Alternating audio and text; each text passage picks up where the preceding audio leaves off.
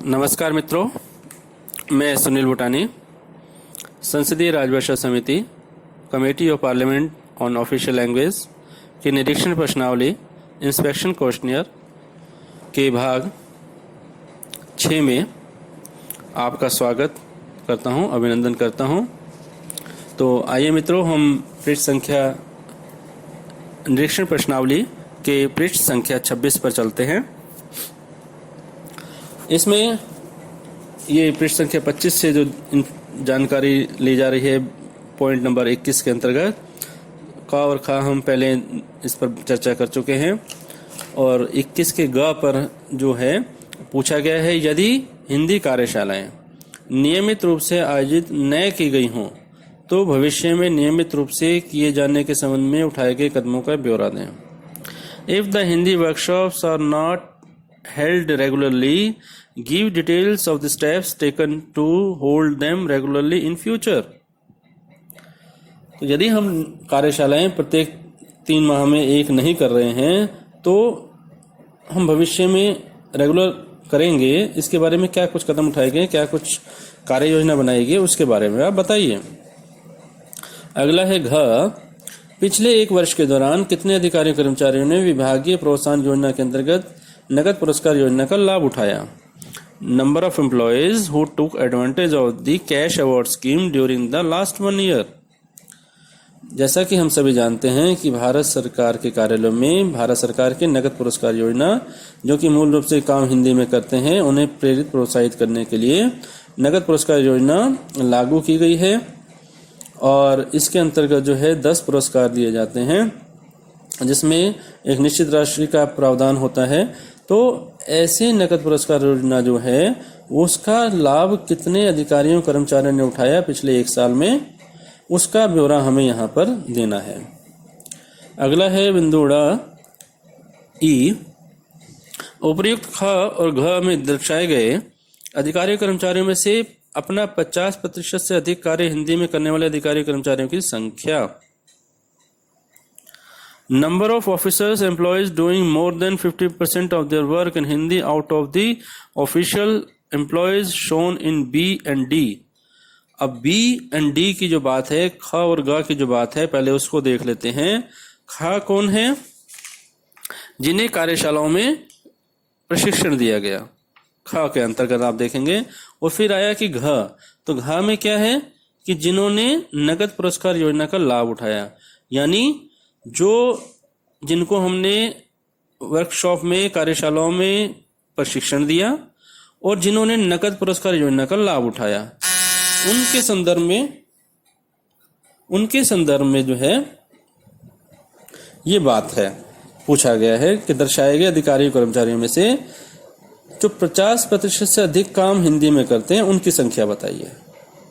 ठीक है, स्पष्ट हो गया। अगला है च यानी एफ, उपर्युक्त ड़ में से शेष अधिकारियों कर्मचारियों द्वारा अपना 50% काम हिंदी में न करने का कारण व स्थिति को सुधारने के लिए की गई कार्रवाई का ब्यौरा दें। From E above give details of the remaining officers employees who are not doing 50% of their work in Hindi, give reasons thereof and inform about the action taken to improve the position।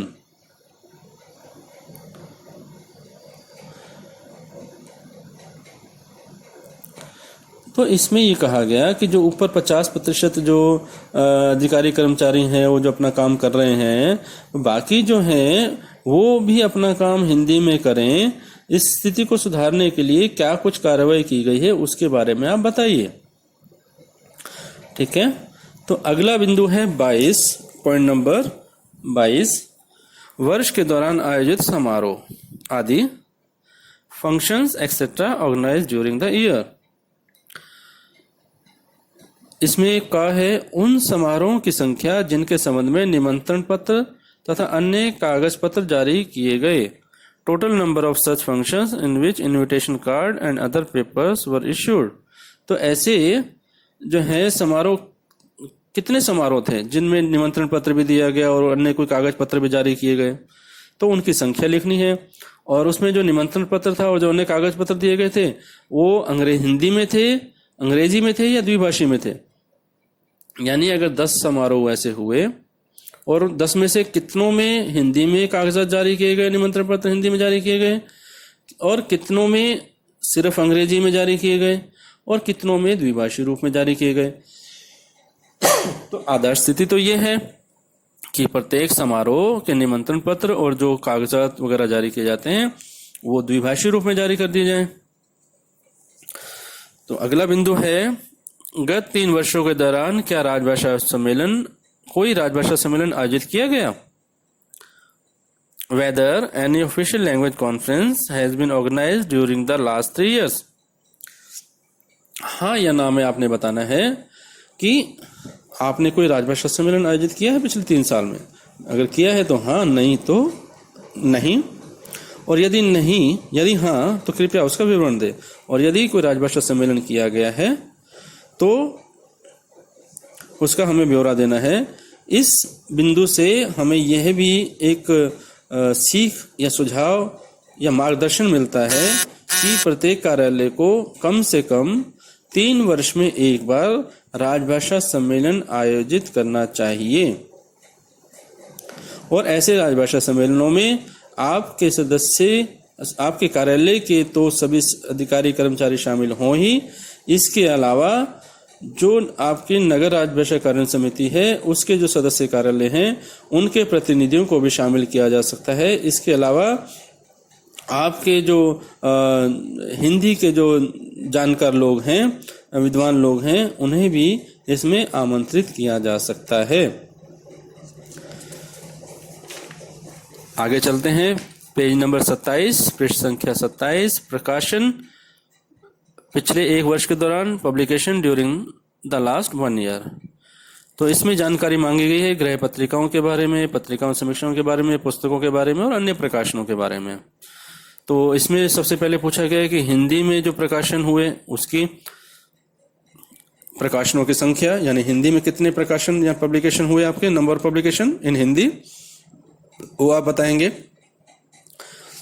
1 अंक की मुद्रित प्रतियों की संख्या, number of printed copies of 1 issue, जो भी कोई एक इशू निकला है, अंक निकला है, उसकी कितनी कॉपियां प्रिंट करवाई गई वो हमें बताना है। 1 अंक के मुद्रित पृष्ठों की संख्या, number of printed pages of 1 issue, यानी जो आपका जो पब्लिकेशन पब्लिश हुआ है उसमें जो प्रिंटेड जो पेजेस हैं उसकी कितनी संख्या है, 48 है, 62 है, जो भी उसका 100 से ज़्यादा है, जो भी उसकी संख्या है वो आप उसका उल्लेख करेंगे।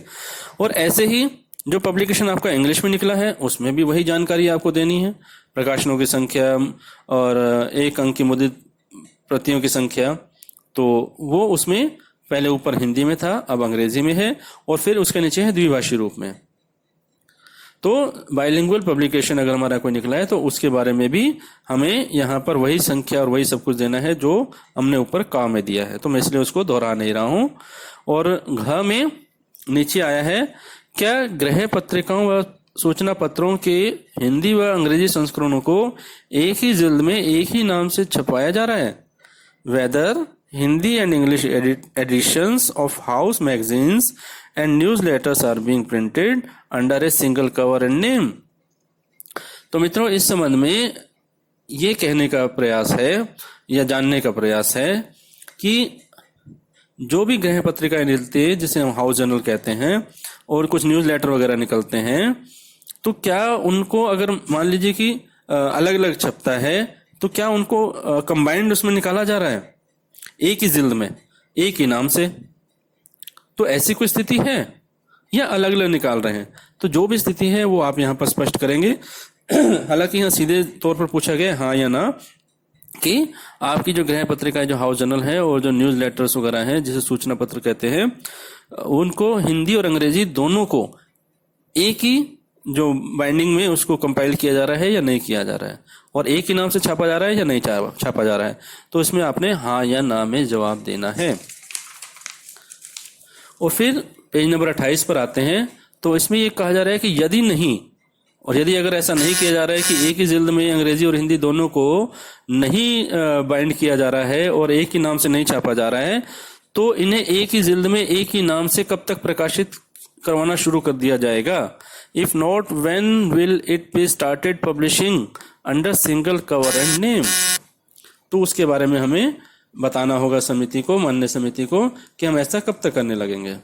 और फिर अगला है एफ, क्या मंत्रालय कार्यालय की अंग्रेजी व हिंदी पत्रिकाओं के संपादक के वेतनमान बराबर हैं। तो यहाँ पर उनके पे स्केल के बारे में बात है कि जो अंग्रेजी के और हिंदी के जो है उनका वेतनमान बराबर है या नहीं, उसके बारे में आपको बताना है कि क्या हिंदी लेखकों को अंग्रेजी के लेखकों के बराबर मानदेय दिया जाता है। Whether Hindi writers are given equal honorarium to that of English writers. जैसा कि हम जब जानते हैं कि कुछ पत्रिकाओं के प्रकाशन के लिए लेख आमंत्रित किए जाते हैं जिसके लिए मानदेय दिया जाता है, और अंग्रेजी के जो लेखक होते हैं उनके बराबर ही क्या हिंदी के लेखकों को मानदेय दिया जाता है, इस बारे में आपको जानकारी देनी है। अगला है यदि उपरोक्त च या छ का उत्तर नहीं है तो इसका क्या कारण है। च और छ से मतलब ये है कि जो वेतनमान बराबर है या नहीं है और मानदेय बराबर दिया जाता है या नहीं है, और अगर नहीं दिया जाता है तो इसके क्या कारण है, वो कारण आपको स्पष्ट करने होंगे।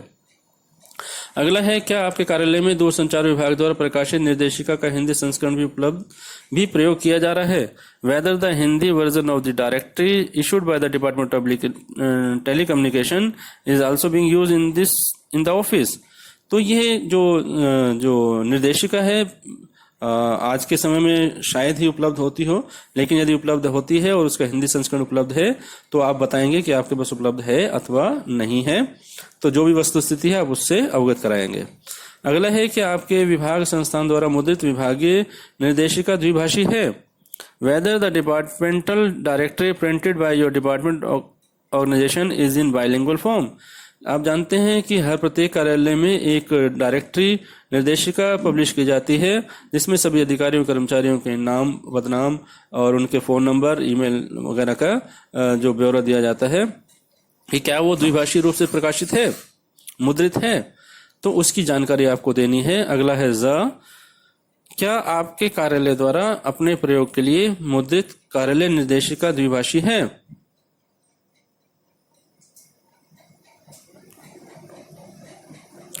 तो यहाँ पर whether the office directory printed by the office for its own use in the bilingual form.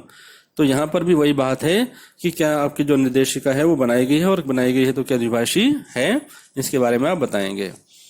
और अगला है पॉइंट नंबर 24 का संसदीय राजभाषा समिति को प्रस्तुत की जाने वाली सामग्री की समीक्षा और कमियों को दूर किए जाने के बारे में राजभाषा विभाग द्वारा जारी किए गए निर्देशों का पालन किया जा रहा है। यदि नहीं तो इसके क्या कारण है। Whether the directives issued by the Department of Official Language regarding the review of the material to be submitted to the Committee of Parliament on Official Language and to rectify the deficiencies are complied with. If not, give the reason thereof. तो इस बारे में स्थिति स्पष्ट करनी है कि जो हम माननीय संसदीय समिति को जो सामग्री प्रस्तुत करते हैं उसकी समीक्षा और उसकी जो कमियों को दूर करने के बारे में जो राजभाषा विभाग द्वारा निर्देश दिए गए हैं उसका हम पालन कर रहे हैं या नहीं कर रहे हैं, उसकी स्थिति के बारे में आपको यहाँ पर स्पष्ट करना है।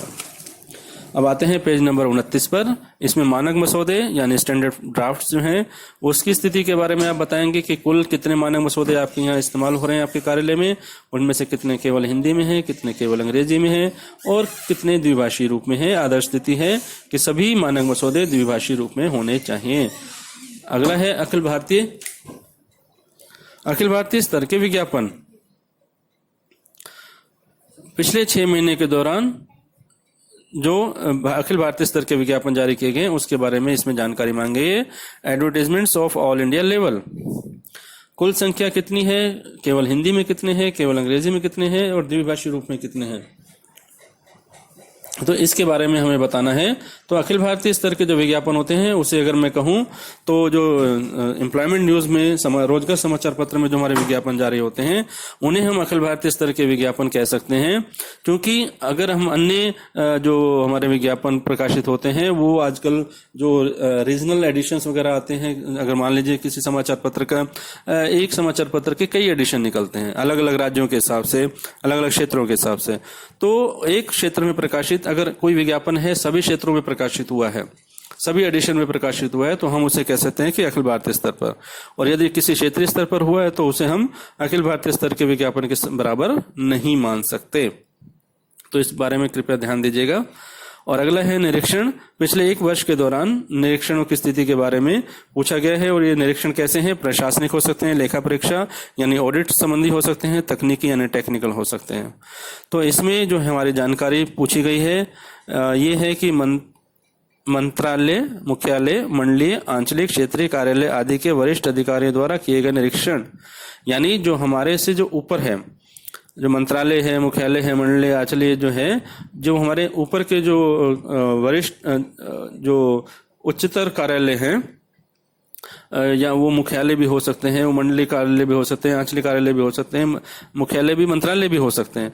तो वहां से जो हमारे यहाँ निरीक्षण किया जाता है उसके बारे में जानकारी इसमें दी गई है कि प्रशासनिक निरीक्षण हमारे यहाँ कितने किए गए, आंतरिक लेखा परीक्षा यानी इंटरनल ऑडिट कितने किए गए, तकनीकी निरीक्षण कितने किए गए, राजभाषा संबंधी निरीक्षण कितने किए गए हमारे कार्यालय के। किसके द्वारा? मंत्रालय द्वारा, मुख्यालय द्वारा, मंडलीय कार्यालय द्वारा, आंचलिक कार्यालय द्वारा या क्षेत्रीय कार्यालय द्वारा। ठीक है, जैसी भी स्थिति हो तो उसके बारे में हम बताएंगे कि कुल कितने निरीक्षण किए गए, उसकी हम संख्या देंगे। और उनमें से बताएंगे कि निरीक्षण कॉलम में से कितनी की टिप्पणी रिपोर्ट हिंदी में तैयार की गई। तो जो उनकी जो रिपोर्ट वगैरह है कितनी हिंदी में तैयार की गई उसका हमने ब्यौरा देना है। कितनी निरीक्षण टिप्पणियां रिपोर्टों में राजभाषा के प्रयोग संबंधी कोई टिप्पणी अनुदेश दिए गए। तो जो ये इंस्पेक्शन हुए हमारे वरिष्ठ कार्यालयों द्वारा, हमारे जो नियंत्रण कार्यालयों द्वारा, तो उसमें जो है राजभाषा के प्रयोग के संबंध में भी कोई टिप्पणी निर्देश वगैरह दिए गए हैं, इंस्ट्रक्शन वगैरह दिए गए हैं। तो उसके बारे में अगर दिए गए हैं तो उनकी भी हमें यहाँ पर संख्या बतानी होगी कि कितने इस तरह के जो निरीक्षण बैठकों में इस तरह का मुद्दों को शामिल किया गया। अब आते हैं पेज नंबर 30 पर।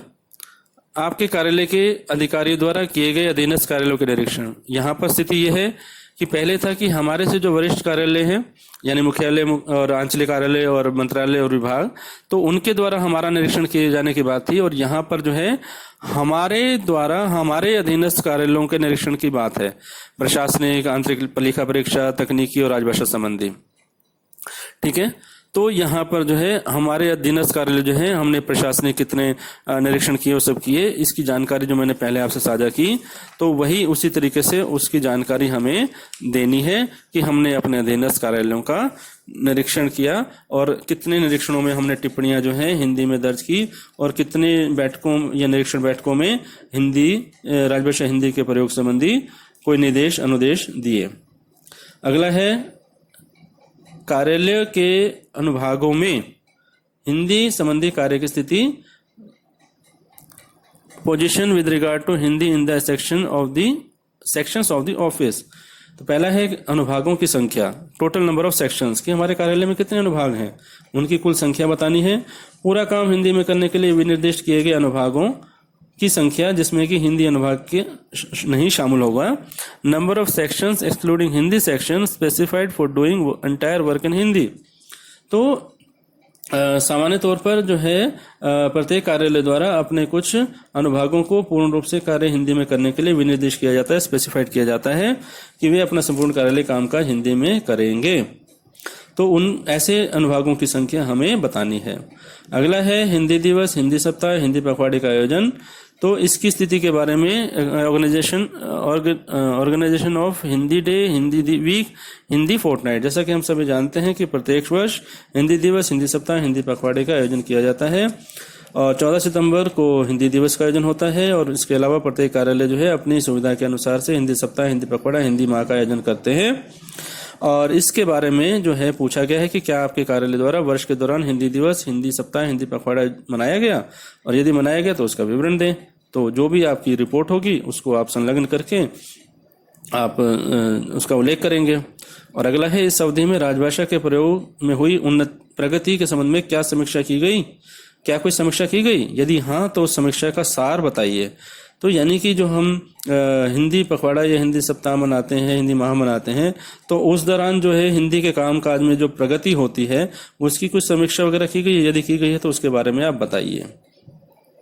क्या उक्त अवधि में कार्यालय में हिंदी टिप्पण पत्राचार में बढ़ोतरी हेतु तो विशेष कदम उठाए गए। तो जैसा कि मैंने अभी चर्चा की कि इस अवधि में हिंदी में कामकाज विशेष रूप से बढ़े, इस दिशा में विशेष प्रयास किए जाते हैं, कदम उठाए जाते हैं, और यदि उठाए गए हैं तो उसके बारे में जानकारी देनी है। अगला है यदि हाँ तो उसका ब्यौरा दीजिए।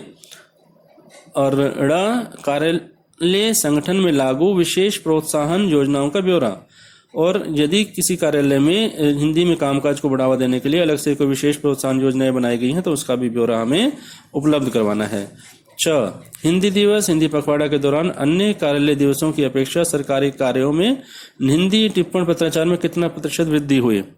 The percentage increase in the Hindi noting correspondence during the Hindi day, Hindi fortnight in the office other than other working days of the office.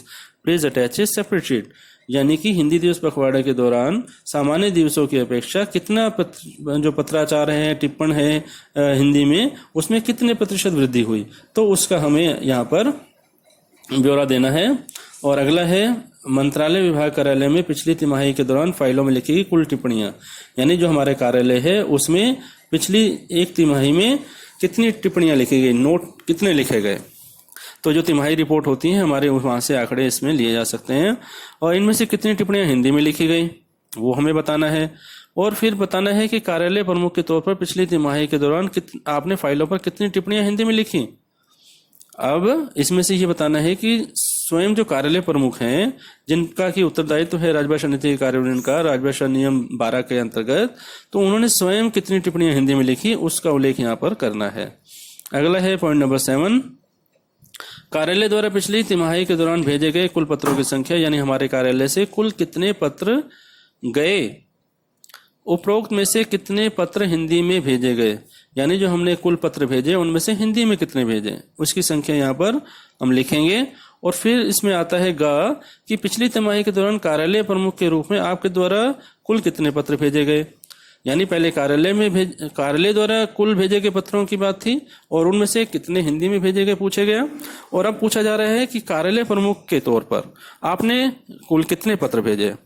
और अगले में पूछा गया कि कार्यालय प्रमुख के तौर पर आपके हस्ताक्षर से कितने पत्र हिंदी में भेजे गए। यानी पिछली तिमाही में कार्यालय प्रमुख ने स्वयं कितने पत्र भेजे और उनमें से अब कितने पत्र हिंदी में भेजे गए उसकी जानकारी यहाँ देनी है। अगला है, क्या आपके मंत्रालय विभाग कार्यालय में राजभाषा नीति के कार्यान्वयन में किसी प्रकार की समस्या आती है? इन समस्याओं का समाधान किस प्रकार किया जा सकता है? तो इस बारे में जो है एक जानकारी वो लेना चाहते हैं कि आपको कोई इस तरह की समस्या आती है तो उसका समाधान किस प्रकार किया जा सकता है, आप स्वयं बताएं। अगला है 9वां अंतिम बिंदु, पेज नंबर 31 का।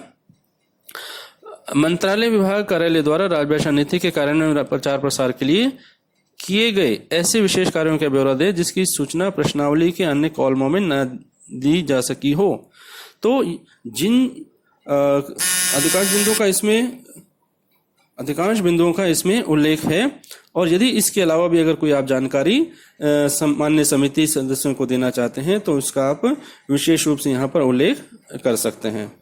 तो मित्रों, ये हमारा जो है पृष्ठ संख्या 31 पूरा हुआ। और यहाँ पर जो है कार्यालय प्रमुख की हैसियत से वो कितने वर्ष से यहाँ कार्यरत हैं इस कार्यालय में, उसका ब्यौरा यहाँ पर हमें देना है। और वे यहाँ प्रमाणित करते हैं कि जो मैंने व्यक्तिगत रूप से इस प्रश्नावली में दी गई सूचना की जांच कर ली है और इस पर यह हर प्रकार से पूरी और सही है। और यह जो है सर्टिफाई करते हुए जो कार्यालय प्रमुख है वे अपना हस्ताक्षर करते हैं और मुहर लगती है और जो है संसदीय समिति के समक्ष इसे रखा जाता है। तो आगे की चर्चा जो है हम अगले भाग में करेंगे। तब तक के लिए नमस्कार, धन्यवाद।